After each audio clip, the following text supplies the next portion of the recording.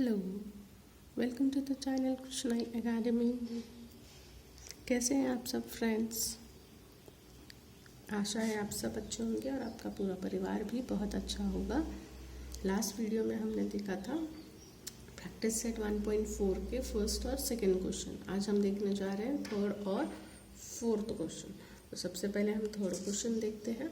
Third question जो है वो है 27/x-2 plus 31/y+3 is equals to 85। और सेकेंड इक्वेशन जो है वो है 31/x-2 plus 27/y+3 is equals to 89। इन दोनों इक्वेशंस को मैंने नाम दे दिया है फर्स्ट और सेकेंड इक्वेशन। अब यहाँ पर क्या चीज़ कॉमन है वो फाइंड आउट करते हैं। 27/x-2 है फर्स्ट इक्वेशन में और इस इक्वेशन में भी 31/x-2 कॉमन है। यहाँ पर 31/y+3 है और यहाँ पर 27/y+3 है, यानी ये चीज़ें कॉमन है बट अपॉन में है, तो इन्हें मैं अज्यूम कर लेती हूँ। तो हम लोग अज्यूम करते हैं let's 1/x-2 is equal to m and 1/y+3 is equal to n। m और n मैंने मान लिया है। 1/x-2 को m माना है और 1/y+3 को मैंने n माना है। अब ये दोनों वैल्यूज़ हम फर्स्ट और सेकेंड इक्वेशन में डालते हैं और देखते हैं कि हमारी क्या इक्वेशन बनती है। तो 27/x-2 है। 27/x-2 जो है तो 1/x-2 तो m है, बचा 27। तो हमारी इक्वेशन बनेगी 27m plus 31n is equal to 85। ये हो गई मेरी थर्ड इक्वेशन। और इस इक्वेशन में सेकेंड इक्वेशन में अगर मैं m और n की वैल्यूज़ डालती हूँ तो 31m plus 27n is equal to 89 है। ये हो गई मेरी फोर्थ इक्वेशन चेंजेस करने के बाद। अब ये दोनों इक्वेशंस जो है ये है लीनियर इक्वेशंस इन टू वेरिएबल्स। अब अगर यहाँ आप ऑब्जर्व करें, हमें इन दोनों इक्वेशंस को सॉल्व करना है m और n की वैल्यू फाइंड आउट करने के लिए। तो यहाँ पर 27 है, यहाँ पर भी 27 है, यहाँ पर 31 है और यहाँ पर भी 31 है। मतलब m और n के कोएफिशिएंट्स एक्सचेंज हो गए हैं। जब भी एक्सचेंज हो जाते हैं कोएफिशिएंट, तो मैंने आपको बताया था पहले ही कि हमें सिर्फ इन्हें एक बार ऐड करना है और एक बार सबट्रैक्ट करना है, जिससे इजी हो जाए। तो हम फर्स्ट क्या करते हैं, ऐड करते हैं इक्वेशंस 3 एंड 4 को। अब इक्वेशन 3 और 4 को ऐड करने के बाद 27m plus 31n is equal to 85 है और 31m plus 27n is equal to 89 है। इन्हें हम सिंपली ऐड कर रहे हैं। तो 27 प्लस 31 अगर मैं ऐड करती हूँ तो मुझे मिलेगा 58m। इन दोनों को भी ऐड करते हैं तो मिलेगा 58n। और 85 प्लस 89 को अगर मैं ऐड करती हूँ तो मुझे मिलेगा 174। अब ये तीनों जो नंबर्स हैं 58, 58 और 174, ये तीनों नंबर्स डिवाइड होते हैं 58 से।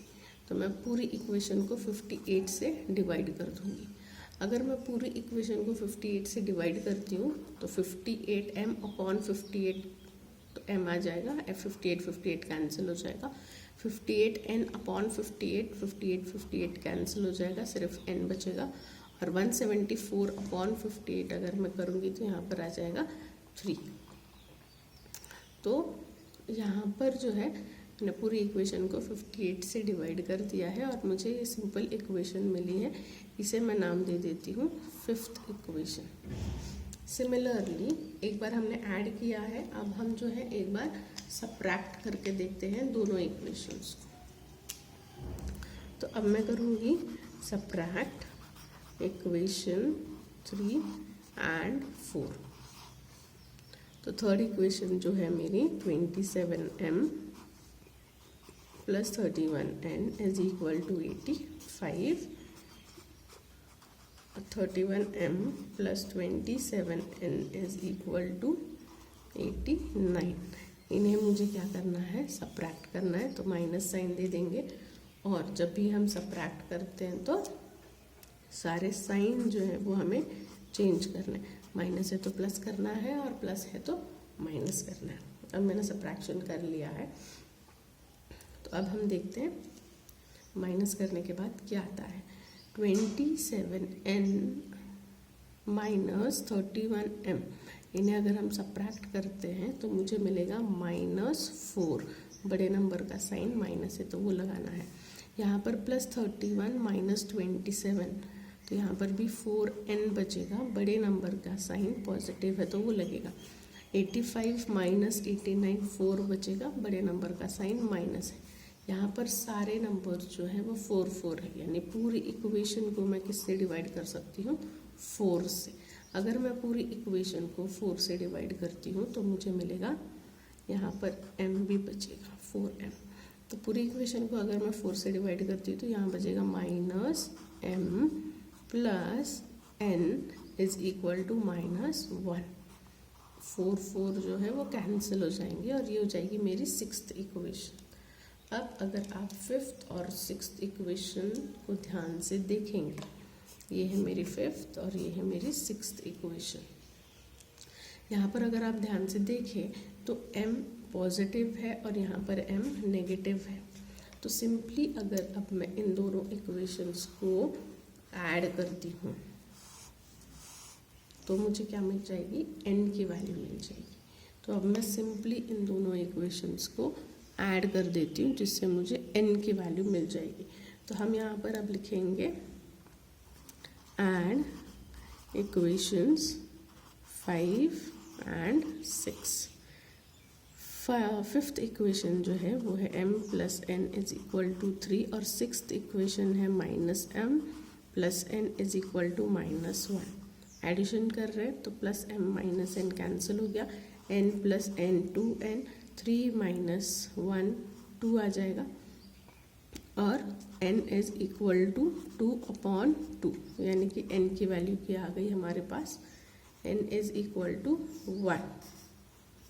ये वैल्यू जो है n की आ गई है हमारे पास अभी। अब ये जो n की वैल्यू आई है, इस n की वैल्यू को मैं 5th या 6th इन दोनों भी इक्वेशंस में से किसी भी इक्वेशन में पुट कर दूंगी जिससे मुझे m की वैल्यू मिल जाएगी। एक बार m और n की वैल्यूज मिल जाए तो हम x और y की वैल्यू इजीली फाइंड आउट कर सकते। तो अब मैं ये n की वैल्यू तो 5th इक्वेशन में सब्स्टिट्यूट कर रही हूँ। हमारी n की वैल्यू आई थी 1, उसे मैं पुट कर रही हूँ, पुट इन इक्वेशन 5। और इक्वेशन 5 जो है वो है m plus n is equal to 3। मैं पूरा एक ही पेज पे क्यों सॉल्व कर रही हूँ, ताकि आपको सारे इक्वेशंस भी यही मिले और सॉल्यूशंस भी यही मिले, जिससे कि इजीली समझ में आए। तो n की वैल्यू हमें 1 डालनी है, तो m इज इक्वल टू 3, 1 उधर चला जाएगा, माइनस हो जाएगा, so m is equal to 3 minus 1 आ जाएगा 2। तो अब मुझे यहाँ पर n की और m की दोनों की भी वैल्यूज़ मिल चुकी है। बट अगर आप याद रखेंगे तो हमने m की जो वैल्यू है और n की जो वैल्यू है उन्हें कुछ अज्यूम किया था। m की वैल्यू और n की वैल्यू को अज्यूम किया था। m की वैल्यू अब मेरे पास 2 आई है और m देखिए यहाँ पर मैंने अज्यूम किया था x/2 और n को भी अज्यूम किया था। तो m को मैंने क्या लिया था, 1/x माइनस 2। मतलब ये भी m की वैल्यू है और ये भी m की वैल्यू, दोनों m की वैल्यू मतलब दोनों इक्वल होंगे। तो 1/x minus 2 is equal to 2 यानी हमेशा नीचे 1 होता है। अब इन दोनों को मैं क्रॉस मल्टीप्लाई कर सकती हूँ। अगर मैं दोनों को भी क्रॉस मल्टीप्लाई कर देती हूँ तो मुझे क्या मिलेगा, this into this, 2 into x minus 2 और 1 इंटू 1। ब्रैकेट ओपन करते हैं, 2 into x 2x minus 2 2 4 is equal to 1। So 2x is equal to 1, -4 इधर आ जाएगा तो हो जाएगा +4। तो x क्या आ जाएगा 4 + 1 5 और ये 2 डिवीजन में। तो यहाँ जो है मुझे x की वैल्यू मिल चुकी है, ये हमारी x की वैल्यू आ गई। अब इसी तरह से मैं y की वैल्यू फाइंड आउट करूँगी।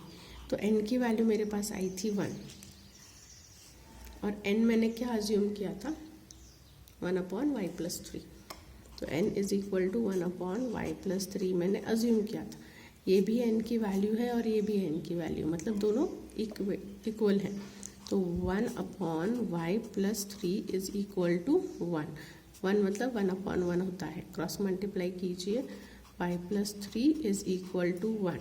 सो y = 1 + 3 उधर जाएगा तो हो जाएगा -3।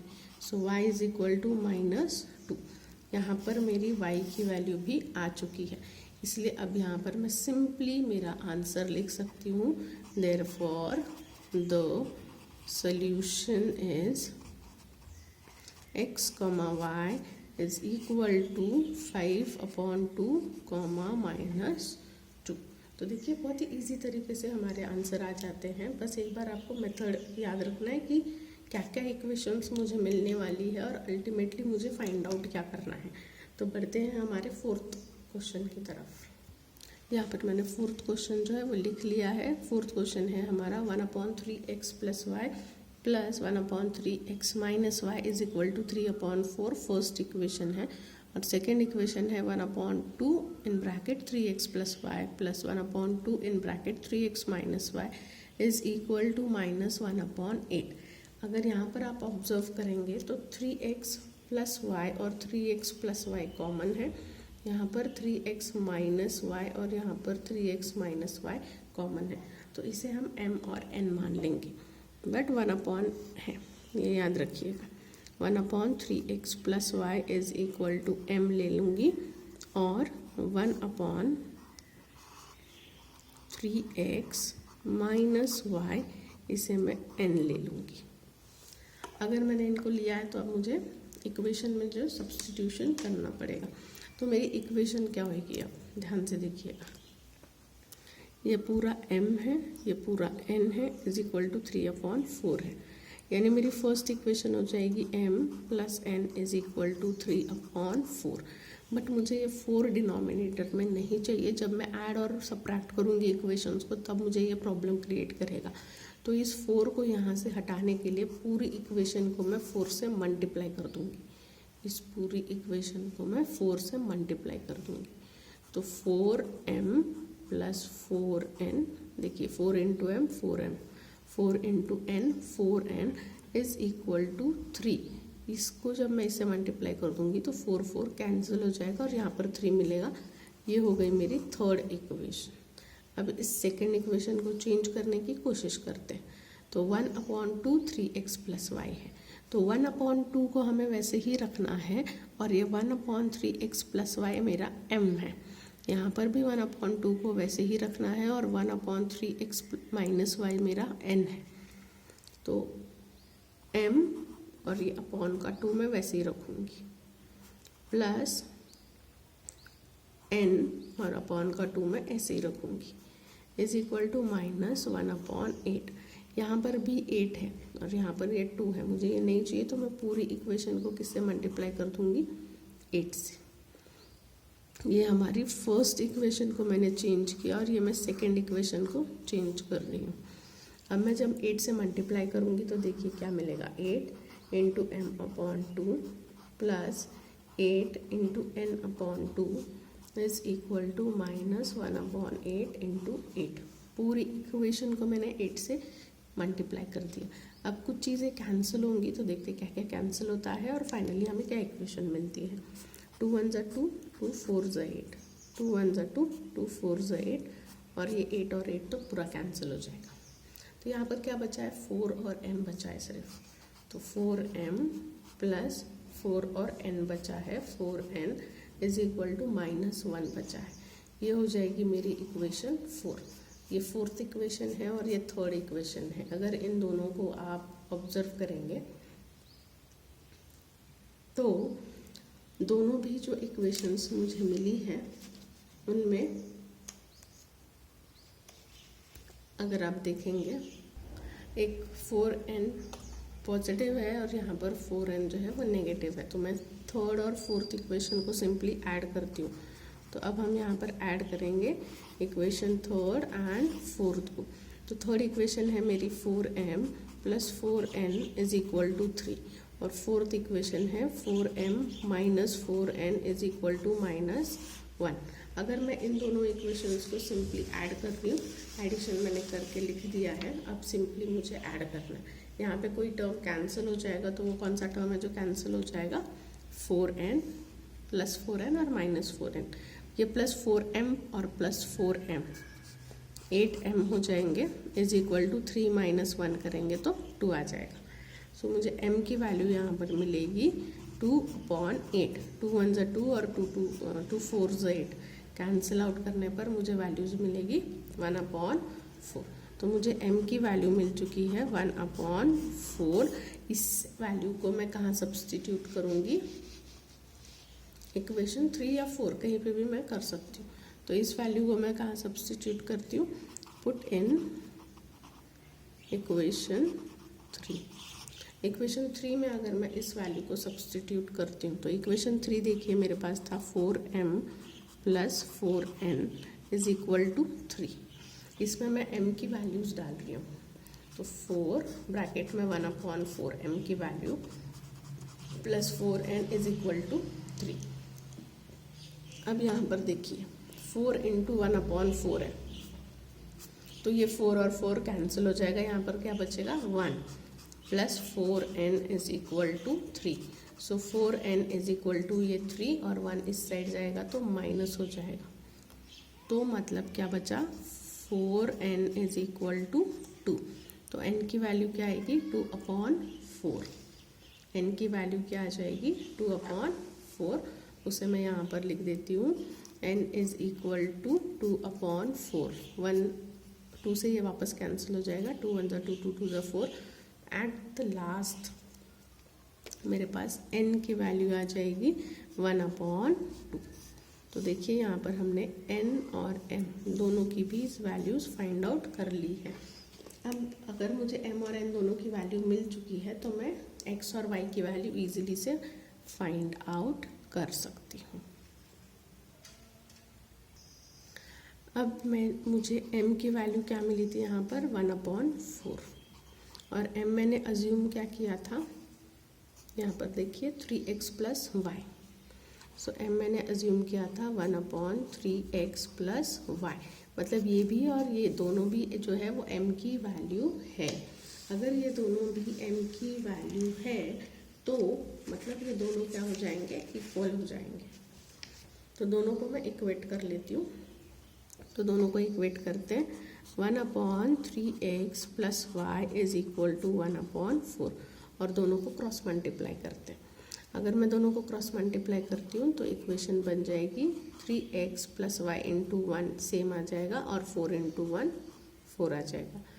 इसे यहीं पर ऐसे ही रखते हैं और y की तरफ चलते हैं, n की तरफ। n की वैल्यू मेरी आई थी 1/2 और n को मैंने अज्यूम क्या किया था? 1/3x minus Y. तो अब n को मैंने क्या अज्यूम किया था? 1/3x minus Y. मतलब ये भी और ये भी दोनों भी क्या है? n की वैल्यू है। तो मैं इन दोनों को इक्वेट कर सकती हूँ। 1/3x minus y is equal to 1/2। अब दोनों को क्रॉस मल्टीप्लाई कीजिए। 3x minus y into 1 same आ जाएगा और 2 इंटू 1 2 आ जाएगा। अब यहाँ पर ये जो दो इक्वेशंस मिली हैं इन्हें हम नाम दे देते हैं, इसको और इसको। हमने 3 और 4 इक्वेशन तक नाम दे दिए हैं। तो ये हो जाएगी मेरी 5th इक्वेशन और ये हो जाएगी मेरी 6th इक्वेशन। अब यहाँ पर अगर आप देखें प्लस वाई और माइनस वाई है, यानी इन दोनों को मैं अगर ऐड कर देती हूँ तो मेरा वाई जो है वो कैंसिल हो जाएगा। तो अब मैं यहाँ पर ऐड करूँगी, add equations 5 and 6। So 3x plus y is equal to 4 और 3x minus y is equal to 2। y और y जो है वो कैंसिल हो जाएंगे। कैंसिल होने के बाद 3x प्लस 3x जो है वो मिलेगा 6x is equal to 4 plus 2 भी क्या मिलेगा मुझे 6, और x की वैल्यू क्या मिल जाएगी 6/6 इज इक्वल टू 1। तो x की वैल्यू मेरे पास फाइनली आ चुकी है जो कि है 1, बट y की वैल्यू फाइंड आउट करना बाकी है। और y की वैल्यू हम लोग कैसे फाइंड आउट करेंगे, अब x की वैल्यू हम किस इक्वेशन में पुट करेंगे, 5th या 6th इक्वेशन में। तो मैं इसे पुट कर देती हूँ इन इक्वेशन 5। x की वैल्यू जो आई है उसे मैं 5th इक्वेशन में पुट कर देती हूँ। 5th इक्वेशन 3 में मेरी जो है वो है 3x plus y is equal to 4। तो यहाँ पर x की जगह पर 1 डालना है, सेम इक्वेशन वैसे लिखनी है, सिर्फ x की जगह पे 1 डालना है। तो 3 1 ज़ा 3 plus y is equal to 4। So y is equal to 4, 3 उधर चला जाएगा तो माइनस हो जाएगा, और y is equal to 1। y की वैल्यू भी मिल चुकी है।